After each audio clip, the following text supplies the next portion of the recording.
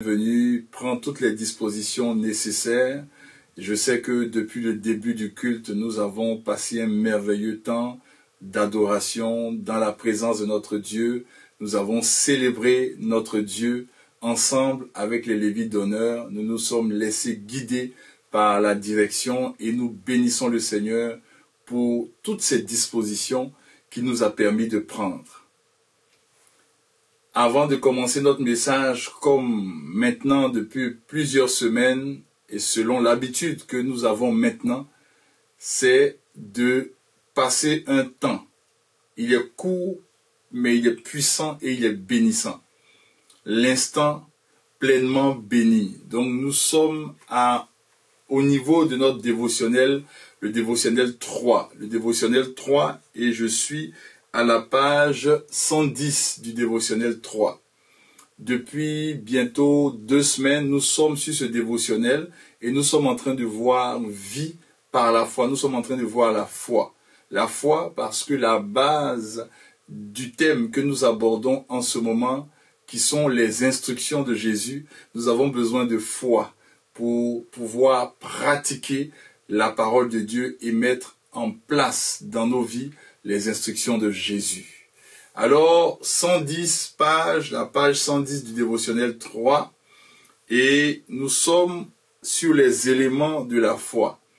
Le dimanche dernier, nous avons pu voir l'assurance et l'espérance. On a vu d'abord la ferme, et puis ensuite, on a vu l'assurance. Et maintenant, nous allons voir l'espérance et la démonstration. L'espérance et la démonstration.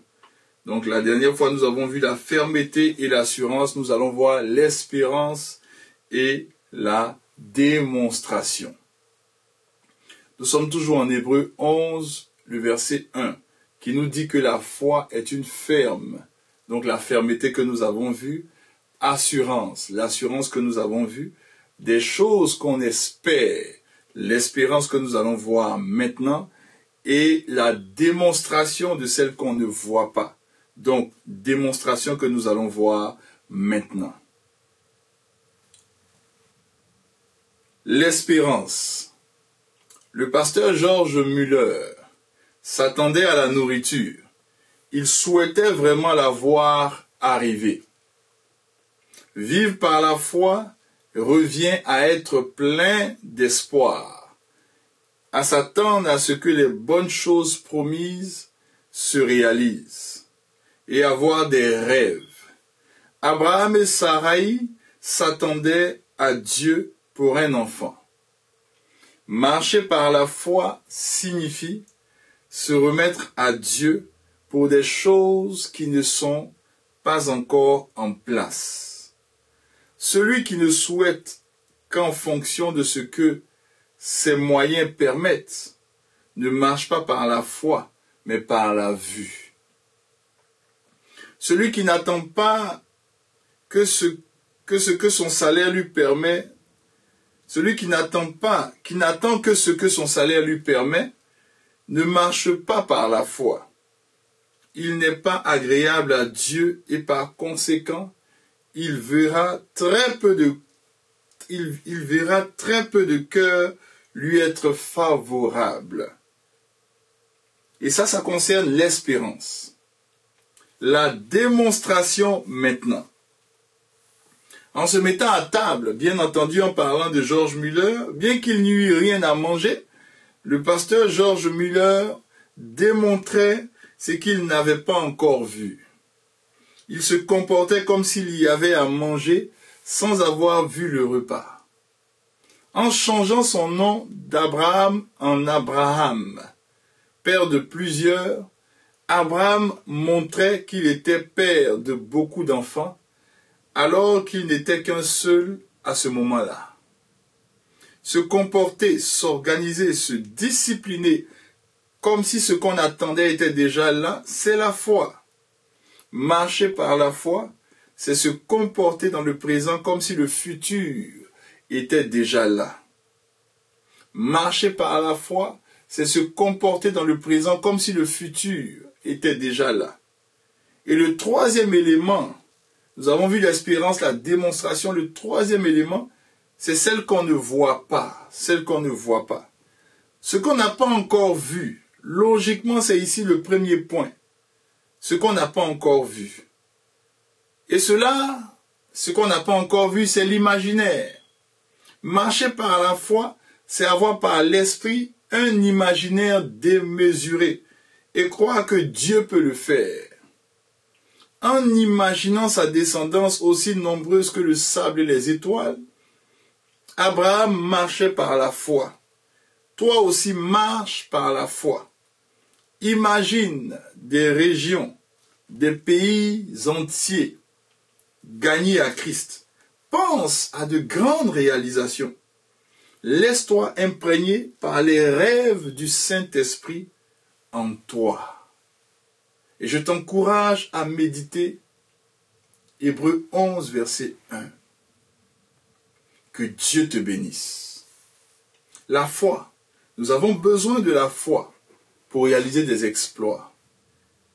Et concernant les instructions de Jésus, le thème que nous sommes en train de voir, je t'ai dit qu'il y a une méthodologie. Cette méthodologie, c'est que d'abord vient l'instruction. Ensuite, c'est ce que tu entends qui te donne la foi. Et ensuite, après la foi, viennent tes sentiments.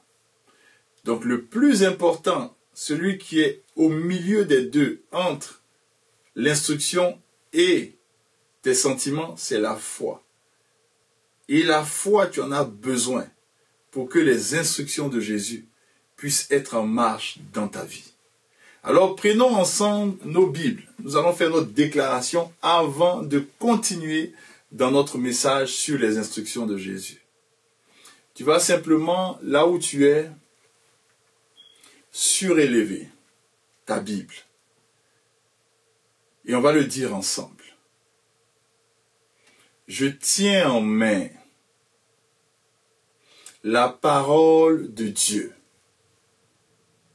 Sémence incorruptible qui féconde aujourd'hui ma vie, qui me guérit aujourd'hui, qui me restaure aujourd'hui, qui me console aujourd'hui et qui m'impacte aujourd'hui. Elle fait de moi l'image du Dieu vivant. Tel il est, tel je suis aussi dans ce monde. En sorte que dans ma vie, seul, je dis bien seul, et je le répète encore une dernière fois, seul, la parole de Dieu soit trouvée, que seule la parole de Dieu soit trouvée, que seule la parole de Dieu soit trouvée. J'attends que tu le dises très fort, que seule la parole de Dieu soit trouvée vraie dans ma vie.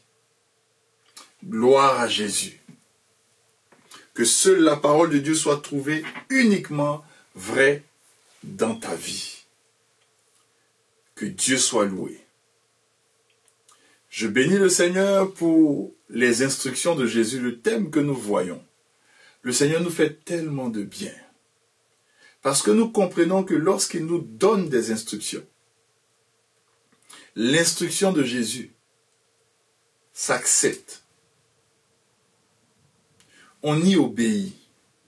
On la prend telle qu'elle est.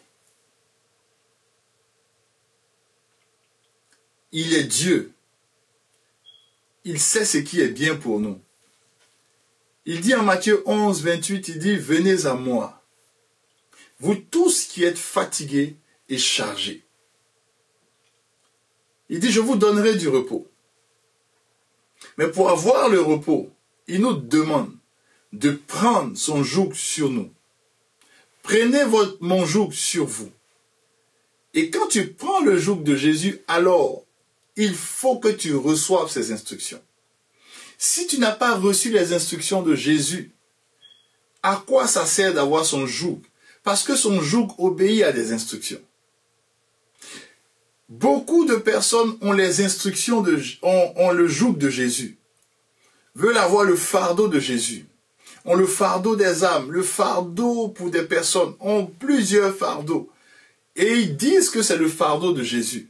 Mais très peu obéissent aux instructions de Jésus. Avoir le fardeau de Jésus et ne pas avoir ses instructions, ça va t'épuiser. Ça va te fatiguer. Ça crée des chrétiens désespérés. Ça crée des chrétiens frustrés. Ça crée des chrétiens qui sont fatigués de la vie chrétienne. Ça crée des chrétiens qui sont épuisés. Ça crée des chrétiens qui se découragent facilement. Ça crée des chrétiens qui cognent souvent le mur. Parce que avoir le joug de Jésus, sans les instructions de Jésus, tu ne vas pas aller bien loin. La personne n'ira pas bien loin. Et il dit, en disant de recevoir ces instructions, il dit, je suis doux et humble de cœur. Ça veut dire que les instructions te permettent de voir les choses que Dieu te demande de faire, de les voir s'accomplir. Parce qu'il dit qu'il est doux et humble de cœur, parce qu'il est doux et humble de cœur, et qu'il veut que tu puisses réussir. Tu as besoin de ces instructions. Quand tu n'as pas ces instructions, tu as l'impression que la vie chrétienne est dure. Quand tu n'as pas les instructions de Jésus, tu as l'impression que tu rames, mais c'est compliqué. C'est comme on te donne un appareil, on te donne un ordinateur, un téléphone, peu importe l'appareil. On va dire peut-être, on te donne un cuiseur de riz. Et on te dit, voici les instructions pour démarrer ce cuisseur. Tu peux avoir le cuisseur chez toi. Mais si tu n'as pas les instructions, tu ne vas jamais préparer ton riz là-dedans. Ou si tu mets le riz et que tu ne sais pas comment on l'allume, comment on le maintient, qu'est-ce qu'il faut faire, tu peux brûler le riz que tu as. C'est une chose d'avoir le cuiseur. Mais sans les instructions, le cuiseur ne te sert à rien. Beaucoup ont le fardeau de Jésus. J'étais de votre nombre aussi, j'étais aussi de ce nombre-là. J'avais le fardeau de Jésus. Mais je ne comprenais pas ces instructions, je n'acceptais pas ces instructions. Parce que les instructions, ça ne se discute pas. C'est un peu le hic des instructions, mais en même temps, c'est ce qui est bien dans les instructions. Parce que Dieu a déjà réfléchi à ta place. La chose la plus simple, quand tu es devant une situation, puis quelqu'un réfléchit à ta place, c'est la meilleure des choses. Et Dieu a déjà réfléchi pour toi.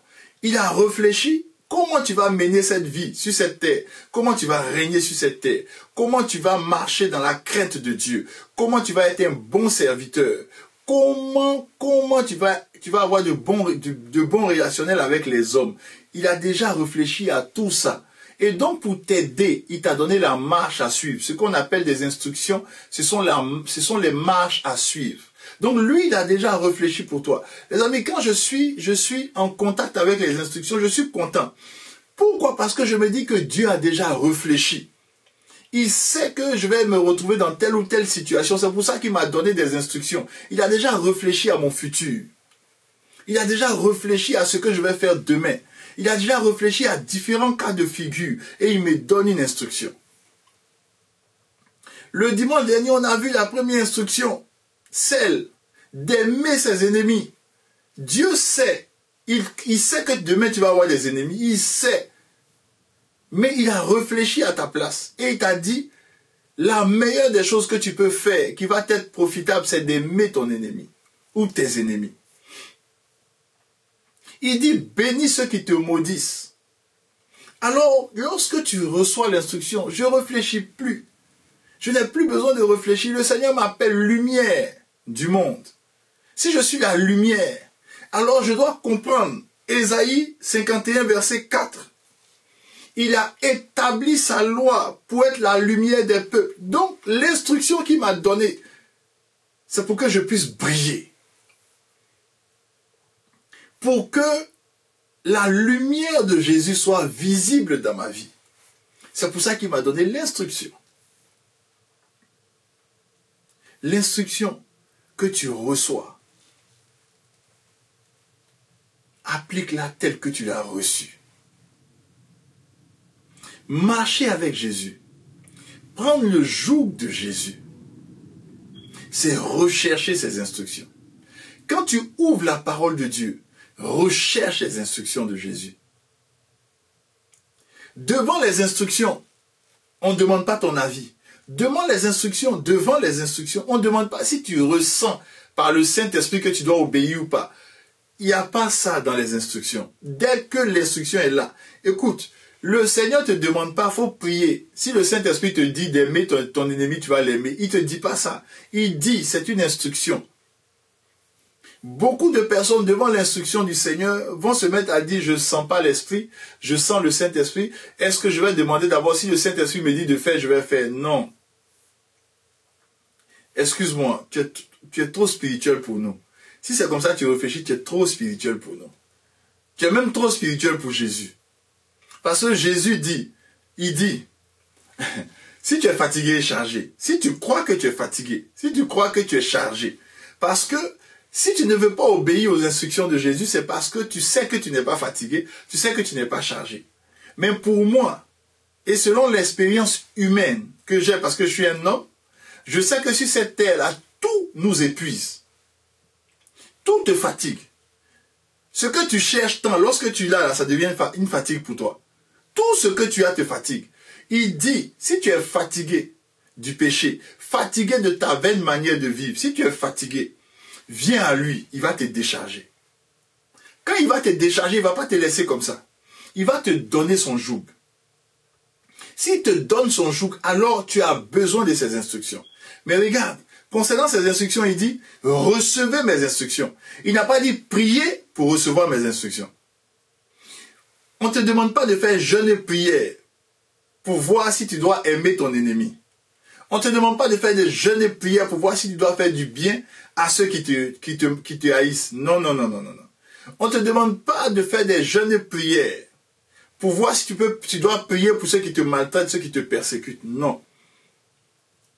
On dit, c'est une instruction. Tu la prends et tu la consommes. C'est tout. Tu la prends et tu la consommes. Tu la prends tout simplement telle qu'elle est. Parce que il a établi ses instructions pour qu'elles soient la lumière des peuples. Si tu obéis aux instructions de Jésus, toi qui m'écoutes, bien-aimé frère, bien-aimé sœur, tu seras la lumière dans l'environnement où tu es. Tu seras la lumière dans l'environnement où tu es. Si tu ne dilues pas, si tu n'es pas dilué, si tu restes pur, tu ne vas ni à gauche ni à droite, mais tu suis les instructions de Jésus. Dieu, les instructions de Jésus, là, il n'y a pas des instructions pour les Africains, il n'y a pas les instructions pour les Asiatiques, il n'y a pas les instructions pour les Européens, il n'y a pas les instructions pour les Eurasiens, il n'y a pas les instructions pour les Occidentaux, il n'y a pas les instructions pour les Australiens, il n'y en a pas. La parole de Dieu, aimez vos ennemis là, c'est la même dans tous les pays du monde entier. Dieu que tu sers ne fait exception de personne. Personne. Personne. Personne. Dis avec moi, personne. Que tu sois jaune, même instruction. Que tu sois vert, même instruction. Que tu sois violet, même instruction. Que tu sois rouge, même instruction. C'est la même instruction. Tu arrives en Amazonie, dans la forêt la plus sombre, et que tu gagnes quelqu'un à Christ là-bas. C'est la même instruction que tu vas lui donner. Tu vas lui donner la même Bible.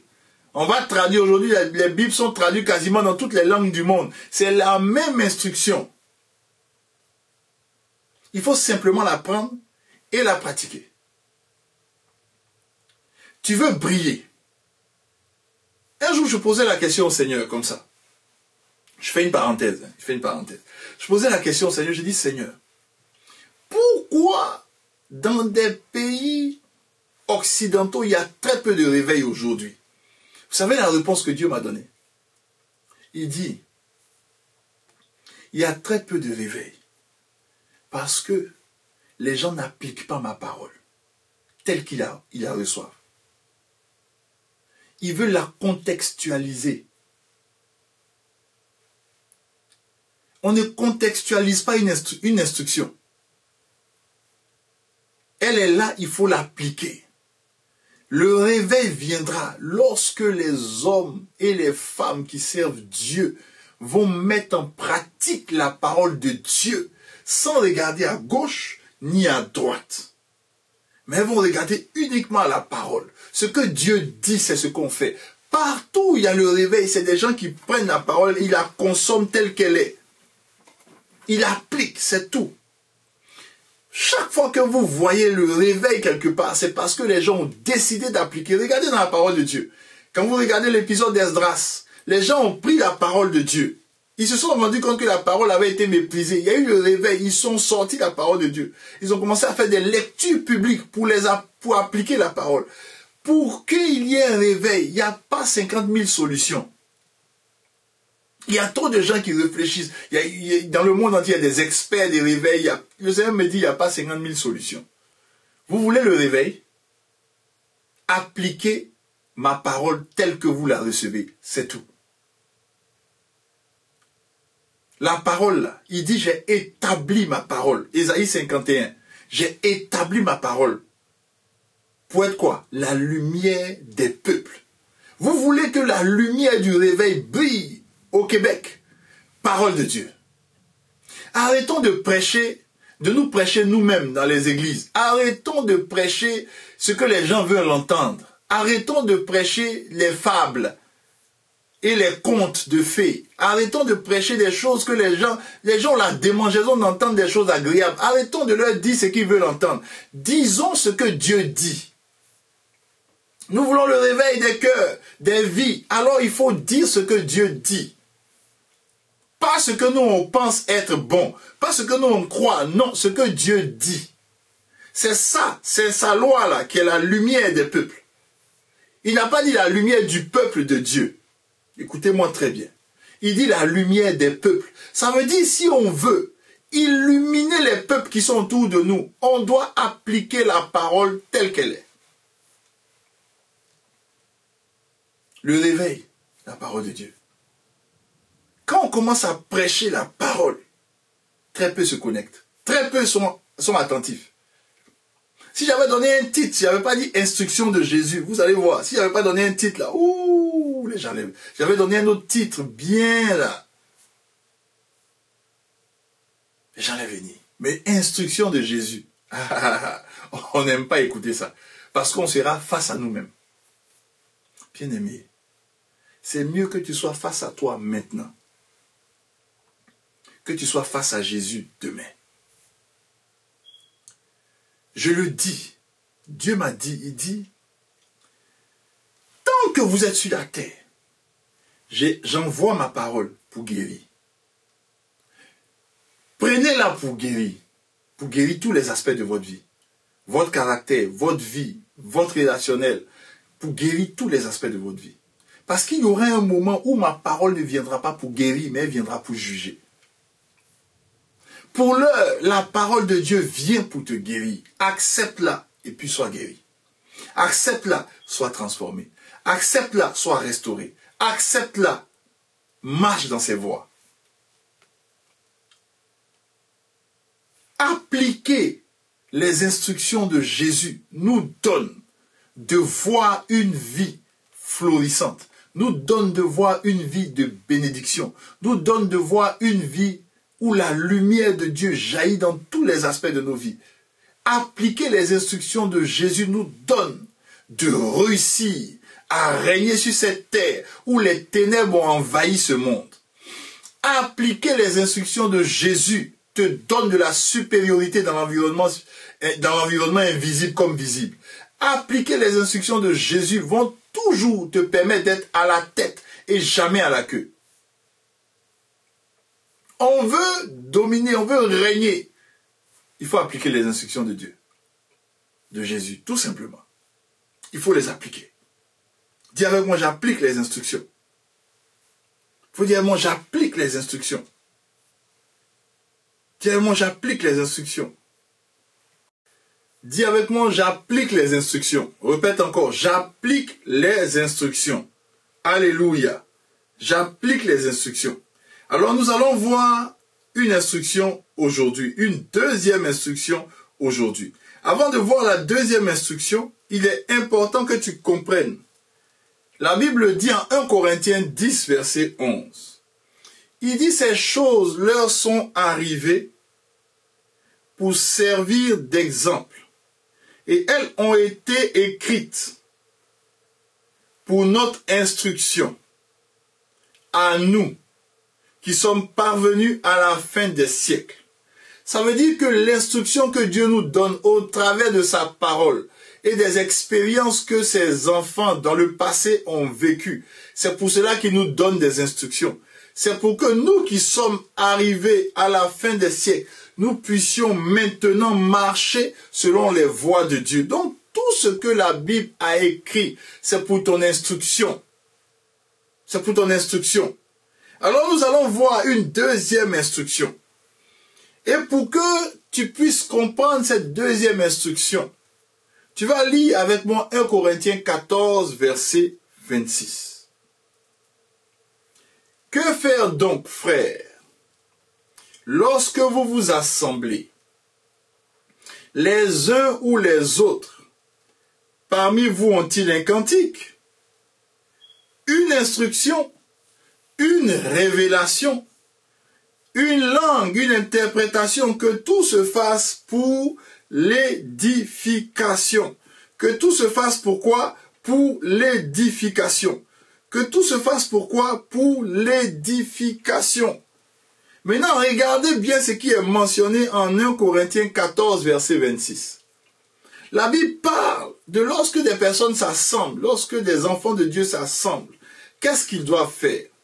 Il dit, ont-ils un cantique? Maintenant, regardez bien. On dit, ont-ils une instruction ou une révélation? Ici, le Seigneur fait une différence entre une instruction et une révélation. Beaucoup de personnes cherchent des révélations. C'est très bon de chercher des révélations dans la parole de Dieu. Powerful, les révélations, c'est merveilleux. Mais la première des choses que tu dois chercher, ce sont les instructions. Une instruction n'est pas une révélation. Une instruction, c'est une instruction. Il faut l'appliquer, c'est tout. Beaucoup se battent. Ah, je veux des révélations, je veux comprendre les révélations de la parole de Dieu. Avant de comprendre toutes les grandes révélations de la parole de Dieu, comprends les petites instructions qu'il met devant toi. Toutes les petites instructions qu'il te dit, il faut les appliquer tout simplement. Je sais, j'ai reçu quelques témoignages la semaine, certaines personnes m'ont dit, la semaine dernière, m'ont dit que pasteur, j'ai commencé à prier pour mes ennemis, j'ai commencé à prier pour ceux qui me maltraitent, prier pour ceux qui me persécutent. C'est comme si un poids a quitté mon cœur. Oui, il faut le faire. C'est une instruction de Jésus. C'est une instruction de Jésus. C'est pas la peine de chercher de grandes révélations. Qu'il plaise à Dieu, le Seigneur est souverain. Il peut te montrer des révélations, de grandes révélations dans sa parole. Mais il ne faut pas être un chasseur de révélations. Il faut être un chasseur d'instructions. Cherche les instructions de Jésus. C'est tout. Les instructions, il faut les chercher, prends-les telles qu'ils sont et puis applique-les. Tout simplement. Deuxième instruction que nous allons voir. Est-ce que tu es prêt pour la deuxième instruction? Deuxième instruction. L'instruction de Jésus, la deuxième instruction. La deuxième instruction, c'est tout simplement se garder avec soin de 3 catégories de levain. Se garder avec soin de 3 catégories de levain. Qu'est-ce que le Seigneur Jésus nous dit? On va lire cela en Matthieu, l'instruction, et on va la lire aussi, l'instruction, dans le livre de Marc. Or, nous savons que Matthieu nous montre ou nous manifeste l'aspect règne de l'instruction. Marc va nous révéler l'aspect serviteur de l'instruction. Donc, en Matthieu 16, verset 6 Nous lisons ceci. Jésus leur dit, gardez-vous avec soin du levain des pharisiens et des sadducéens. Jésus nous dit de nous garder avec soin. Avec soin. Ça veut dire que si tu ne te gardes pas avec soin, si tu ne fais pas, tu n'es pas soigné dans la manière dont tu vas préserver ton cœur, te préserver, tu peux basculer. Donc il nous donne cette instruction pour dire de veiller sur nous, afin qu'on ne tombe pas dans le levain des pharisiens et des sadducéens. Le levain, c'est ce qu'on prend pour faire du pain. Le levain, c'est ce qui lève la pâte. Jésus dit, le levain est le symbole de la corruption. Il dit, l'instruction qu'il nous donne, si tu crois que tu es en haut, si tu crois que tu es arrivé, si tu crois que dans ta marche chrétienne, tu ne dois pas veiller sur toi, il te donne cette instruction. C'est pas parce que tu as eu des victoires hier que tu vas baisser la garde aujourd'hui. C'est pas parce que hier tu as eu des victoires dans la prière que tu vas penser que c'est un acquis aujourd'hui. Il dit, garde-toi avec soin du levain de la corruption qui vient de la mentalité pharisienne et de la mentalité des sadducéens. Ça, c'est ce qu'il nous dit dans le livre de Matthieu. Donc, pour régner sur cette terre, il te donne ce conseil. Il dit, il ne faut pas qu'il y ait en toi le levain des pharisiens et des sadducéens. Ensuite, pour être un bon serviteur de Dieu, il dit dans le livre de Marc maintenant, Jésus leur fit cette recommandation, c'est-à-dire cette instruction.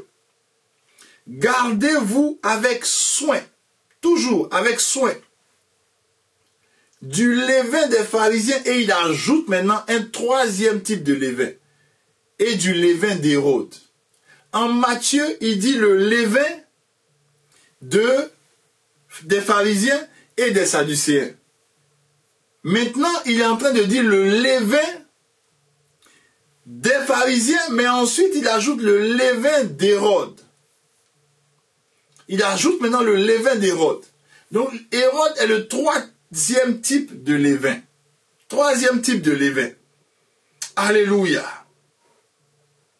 Et la Bible nous dit dans le livre de 1 Corinthiens 5 verset 7, la Bible nous dit, faites disparaître le vieux levain, afin que vous soyez une pâte nouvelle. Faites disparaître le vieux levain, afin que vous soyez une pâte nouvelle. Puisque vous êtes sans levain, car Christ, notre Pâque, a été immolé. Donc le Seigneur nous dit, faites disparaître le vieux levain.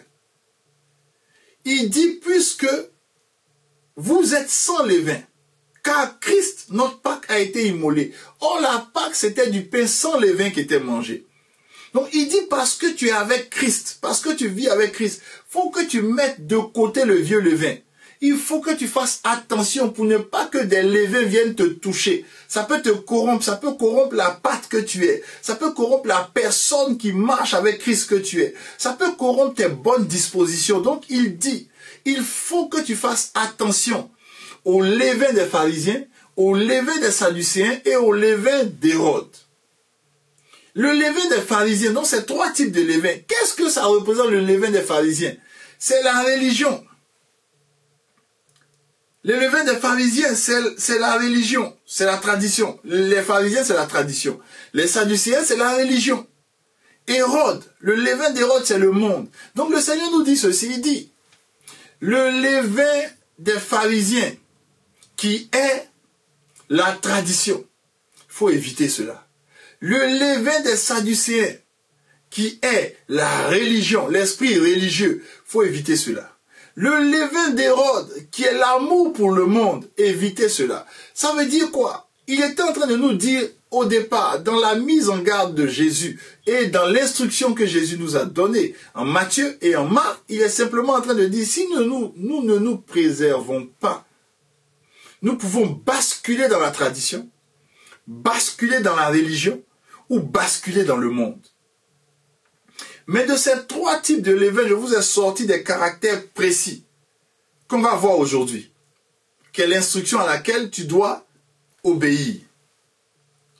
Le premier type de levain, quelle est l'instruction à laquelle tu dois obéir, c'est le levain des pharisiens. Et dans le levain des pharisiens, je t'ai pris un élément spécifique que tu dois éviter. C'est l'instruction que Jésus te donne. L'élément spécifique, c'est l'hypocrisie. Dis avec moi l'hypocrisie. Dis encore plus fort l'hypocrisie. Dis plus fort l'hypocrisie. Luc 12, versets 1 à 5. La Bible dit que sur ces entrefaits, les gens s'étant rassemblés par milliers, au point de se fouler les uns les autres.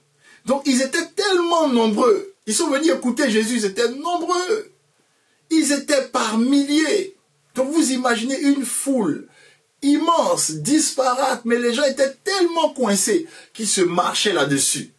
Et la Bible continue de dire, Jésus se mit à dire à ses disciples, quand il a vu cette foule, il s'est tourné vers ses disciples.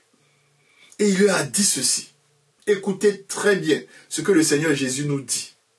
Il dit, avant tout, c'est-à-dire, quand tu te lèves le matin, là, avant de faire quoi que ce soit, il faut que tu te gardes du levain des pharisiens.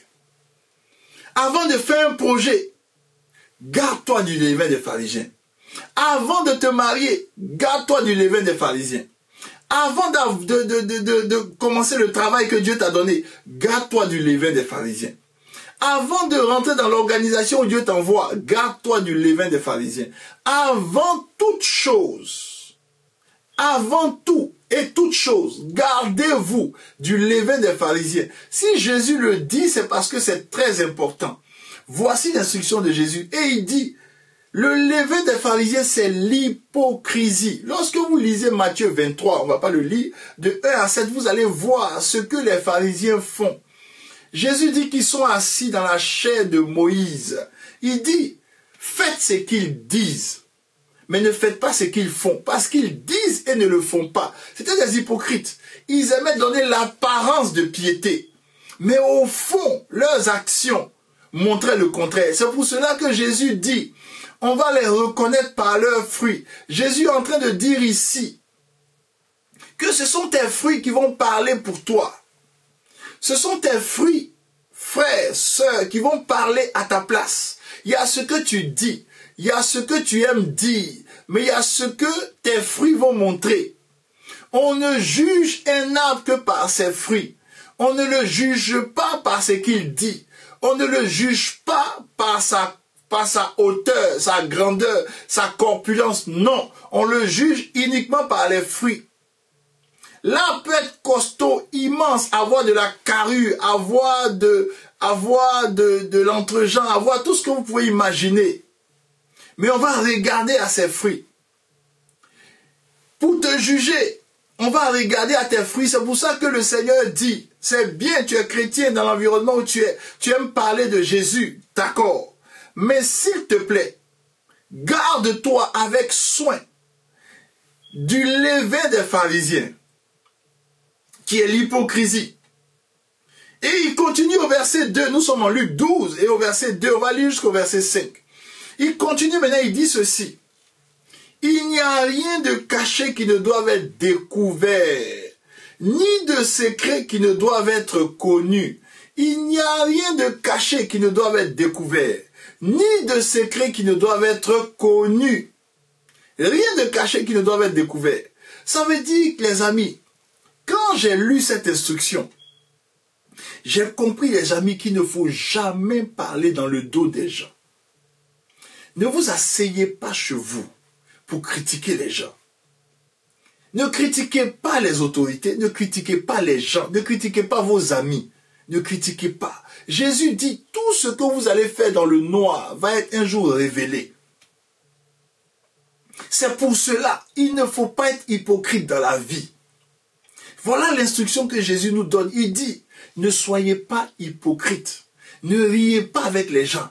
Et puis dans le dos, vous méprisez les gens. Ne sois pas hypocrite. Et j'ai compris au travers de cette instruction que si tu veux régner sur cette terre, ne sois pas hypocrite. Les hypocrites ne règnent pas véritablement. Tu veux régner, ne sois pas hypocrite. Sois vrai avec toi-même, vrai avec les gens qui sont en face de toi. Parce qu'il n'y a rien qui va être caché, qui ne sortira un jour. Absolument rien. Tout va sortir. Il dit, ni secrets qui ne doivent être connus. Tu vas dans tu dis, non, je te dis en secret, je te dis. Tu vas lui dire, voilà comment il est. Un jour, ça va sortir. C'est pour ça que j'ai vu au départ la première instruction pour te dire, il faut aimer ton ennemi. Aimer ton ennemi va t'empêcher d'être hypocrite. Bénis ceux qui te maudissent, ça va t'empêcher d'être hypocrite, de les critiquer dans leur dos. Fais du bien à ceux qui te haïssent, ça va t'empêcher d'être hypocrite. Prie pour ceux qui te maltraitent et te persécutent, ça va t'empêcher d'être hypocrite. C'est pour ça qu'on a commencé par cette première instruction. La deuxième instruction, il dit, faut te garder des 3 types de levain. Le premier type de levain, le levain des pharisiens. Ne sois pas hypocrite. Et il continue au verset 3. C'est pourquoi tout ce que vous aurez dit dans les ténèbres sera entendu dans la lumière. Écoutez-moi bien, il dit tout ce que vous aurez dit. C'est pour ça qu'il faut faire attention à ce que vous dites sur les gens dans les ténèbres. Quand les gens ne sont pas là, faites attention. Faites attention.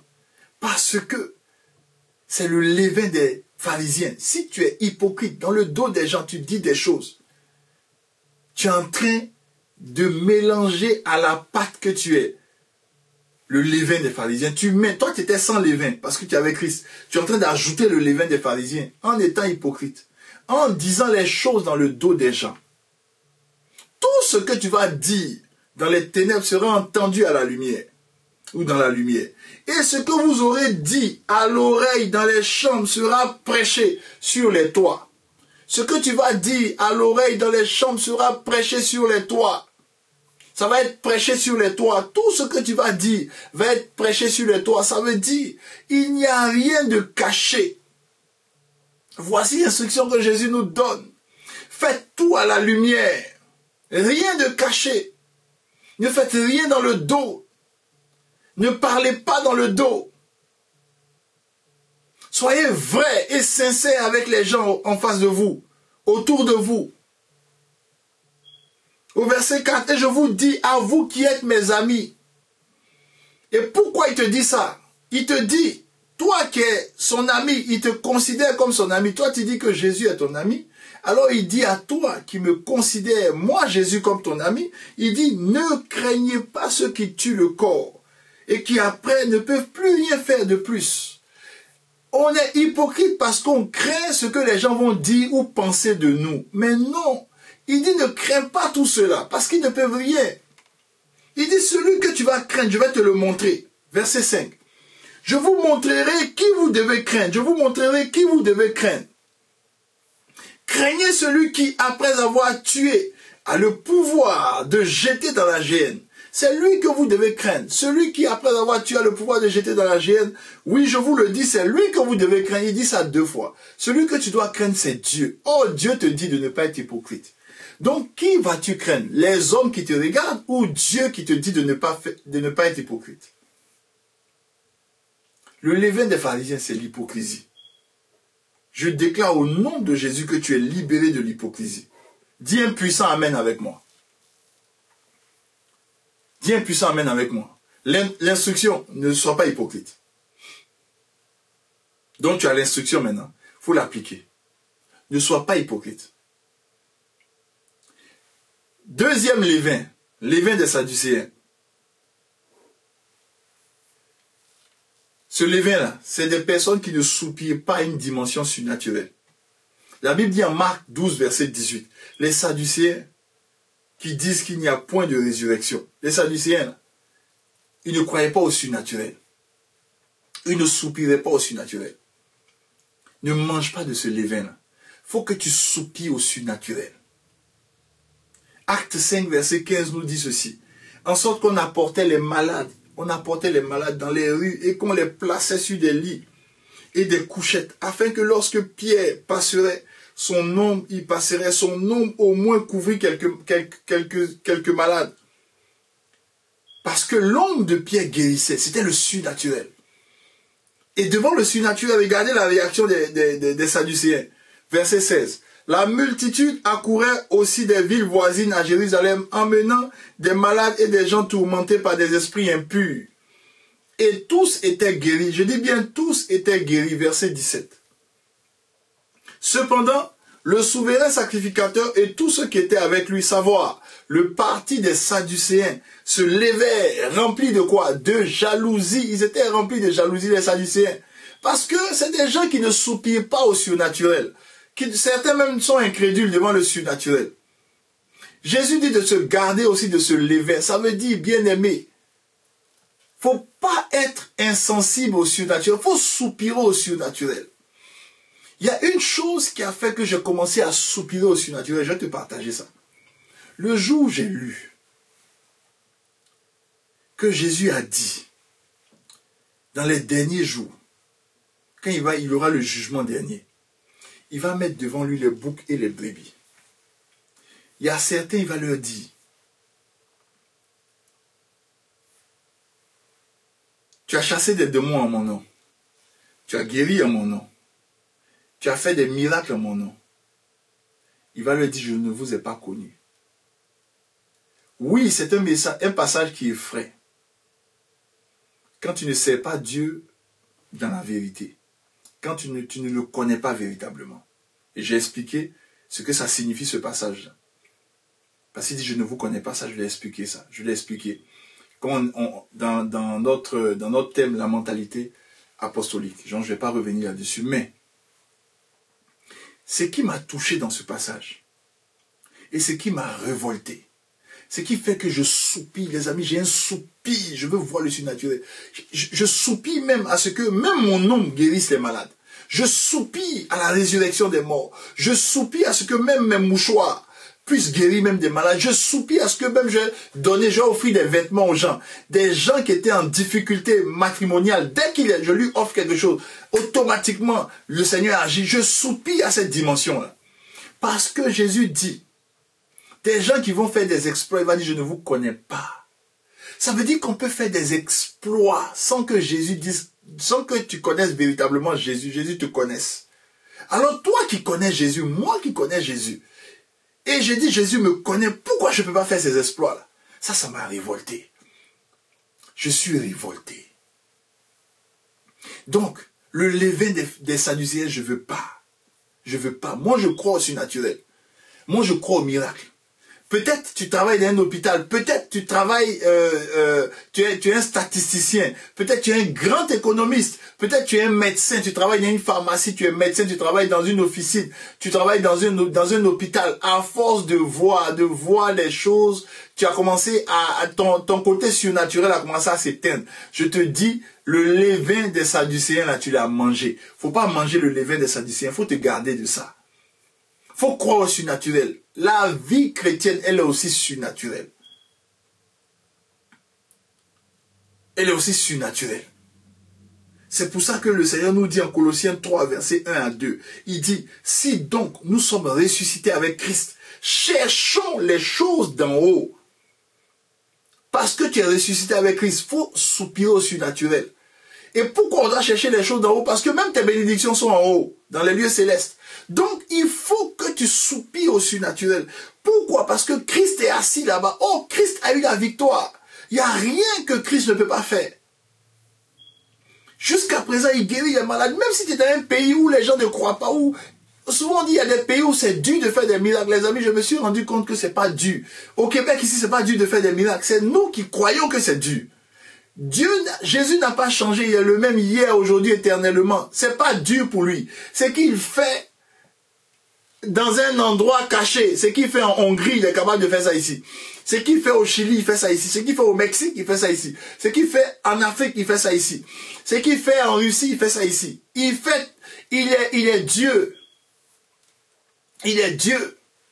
C'est les hommes qui ont pris le levain des Sadducéens. C'est eux qui pensent que c'est dur de faire des miracles. Les amis, ici, là, Au Canada, Jésus peut guérir. Au Québec, Jésus guérit. Il dit, je suis le même hier, aujourd'hui, éternellement. Il ne change pas. Ce qui change, c'est est-ce que tu as mangé le levain des Sadducéens? Si tu as mangé le levain des Sadducéens, tu ne vas pas croire au surnaturel. Mais moi, je crois au surnaturel. Toi aussi, parce que tu as entendu ce message. Le surnaturel est venu maintenant frapper à ta porte. Il faut soupirer au surnaturel. Il dit, affectionnez-vous aux choses d'en haut. Donc j'affectionne, j'aime. J'aime les guérisons. J'aime la résurrection. J'aime voir les malades guéris. J'aime ça. J'affectionne ça. Et le Seigneur va m'utiliser, je le sais. Parce que sa parole ne ment pas. Il va m'utiliser pour que des aveugles voient, pour que des boiteux marchent, pour que des malades, peu importe la maladie, les gens soient guéris. Pour que ceux-là qui rejettent le nom de mon Dieu voient de grandes choses, des miracles se produire. Oui. À partir d'aujourd'hui, voilà l'instruction que Jésus te donne. Il dit, il faut te garder avec soin du levain des Sadducéens aussi. Et le troisième levain, qui est le levain d'Hérode. Hérode, là, c'est le monde. Mais le levain d'Hérode, c'est quoi? C'est quelqu'un qui règne, mais qui règne pour lui et pour son bien-être. En fait, c'est quelqu'un qui aime le monde plus que les intérêts de Dieu. Ça, c'est Hérode. C'est ce qui caractérise Hérode. Faut te préserver avec soin de ce levain-là. Hérode, si tu prends le livre de Luc au 13e chapitre, versets 31 à 32, Jésus l'appelle ce renard. Il dit, allez, dites à ce renard, voici, je chasse les démons, je fais des guérisons aujourd'hui et demain, et le troisième jour j'aurai fini. Il a appelé renard. La première fois où Jésus appelle quelqu'un par le nom d'un animal, renard, parce qu'il a une attitude de renard. Ne sois pas un renard. Ne mange pas ce pain-là, ce levain-là. Le levain d'Hérode, il ne faut pas le manger. Hérode, tu sais ce qu'Hérode fait? Marc 6, verset 20. Hérode, on dit qu'il craignait Jean-Baptiste. Il savait que Jean-Baptiste était juste et saint. Il protégeait même Jean-Baptiste. Il écoutait Jean-Baptiste avec plaisir. Mais quand l'occasion a été donnée, où il devait choisir entre le saint, le juste, celui qu'il aimait écouter, celui qu'il craignait, et le monde, le regard des gens, il a choisi le monde et il a décapité Jean-Baptiste. C'est comme ça qu'Hérode est, c'est un renard. Ne sois pas un renard dans la maison de Dieu, ne sois pas un renard dans la vie chrétienne. Tu aimes les révélations de Dieu, tu aimes la parole de Dieu, tu aimes la présence des frères et sœurs. Mais quand tu es devant une situation dans le monde que tu dois choisir, tu préfères le monde que Dieu. Ça, c'est un levain qui est dangereux. Le levain d'Hérode, ne mange pas le levain d'Hérode. Il faut que tu fasses un choix. Et la Bible est formelle sur ce choix. Il faut que tu fasses un choix. Dis à moi, je fais un choix. Il faut dire à moi, je fais un choix. Je fais un choix. Dis encore plus fort, je fais un choix. 1 Jean 2, versets 15 à 16. N'aimez point le monde, ni les choses qui sont dans le monde. Si quelqu'un aime le monde, l'amour du Père n'est point en lui. Si quelqu'un aime le monde, l'amour du Père n'est point en lui. Il faut faire un choix. Il faut rejeter ce levain. Il faut faire un choix. Luc 23, verset 8. Vous allez voir encore comment Hérode fonctionne. Lorsqu'il a vu Jésus, ils ont attrapé Jésus, il a vu Jésus. Il avait une grande joie. Il était content de voir Jésus. Vous savez pourquoi il était content? Et les gens qui mangent le levain d'Hérode, ils sont dans la présence de Dieu. Le gars, il est joyeux dans la présence de Dieu. Il est joyeux. Parce qu'il veut voir. Il désirait voir. À cause de ce qu'il avait entendu dire de lui. Il désirait le voir. Pourquoi? Parce qu'il voulait que Jésus fasse un miracle devant lui. Donc les gens sont contents dans la présence de Dieu parce qu'ils veulent voir Dieu agir dans leur vie. Dieu, que la bénédiction de Dieu se manifeste. Et quand ils ne voient pas, quand Hérode n'a pas vu de miracle, vous savez, quelqu'un qui était content de voir Jésus, qui avait une grande joie, on dit une grande joie de voir Jésus. Vous voyez ce qui suit au verset 11? On dit Hérode, hein, ces gars le traitaient avec mépris. Comme il n'a pas vu de bénédiction, il n'a pas vu de gain dans le fait de marcher avec Jésus, alors il a commencé à mépriser ce qui vient de Jésus. Il y a des gens, ils marchent, ils sont à l'église, ils sont à le Seigneur, ils prient, ils attendent quelque chose. Quand ils ne voient pas, c'est les mêmes qui ont acclamé Jésus hier. C'est les mêmes qui méprisent Dieu pour dire, ah, mais comment Dieu lui aussi, il peut faire ça, comment Dieu... Non, non, non, non, non. Tu as mangé le levain d'Hérode. Le Saint-Esprit maintenant te fait vomir le levain d'Hérode. Il te fait vomir le levain d'Hérode. Le levain d'Hérode sort maintenant de toi dans le nom de Jésus. On dit c'est moquer de Jésus. Mépris et moquerie de Jésus. Quelqu'un qui avait une grande joie de voir Jésus.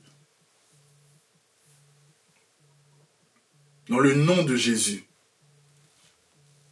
Tu choisis d'aimer le Père. Quand tu es devant une situation, le choix que tu fais, c'est le choix de Dieu.